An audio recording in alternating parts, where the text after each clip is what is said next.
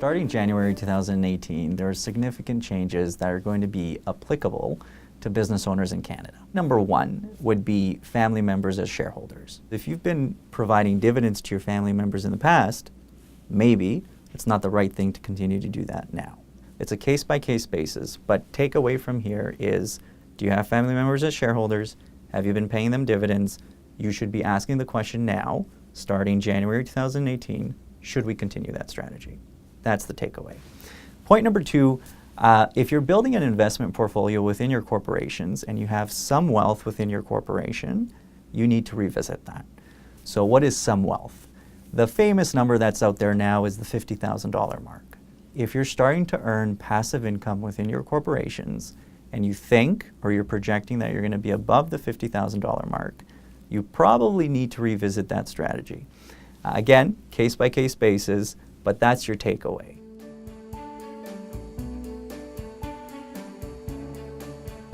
So you should start looking at alternative investment strategies as opposed to the plain vanilla interest income or maybe simply just dividend income within your corporations. Now that we have a threshold that we can plan around, it's time to start looking at corporately held life insurance. Start looking at individual pension plans. And these are all tried and true and tested planning that can be applicable and can work really, really well for you if we draw it up and we can help you not get caught within the passive income legislation. So it's time to start looking at your investment portfolio, look at your assets within your corporation and see, am I really making use of all the planning techniques available to somebody like myself? One of the biggest fears we had was the elimination or the repeal or the taking away of what's called the lifetime capital gains exemption.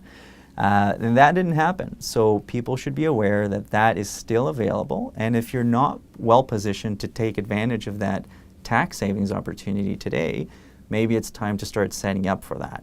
The 2018 limit for the lifetime capital gains exemption is approximately $848,000 per individual. So there's a lot of tax savings opportunities still out there that people need to be aware of and that they can use going forward for themselves and their family.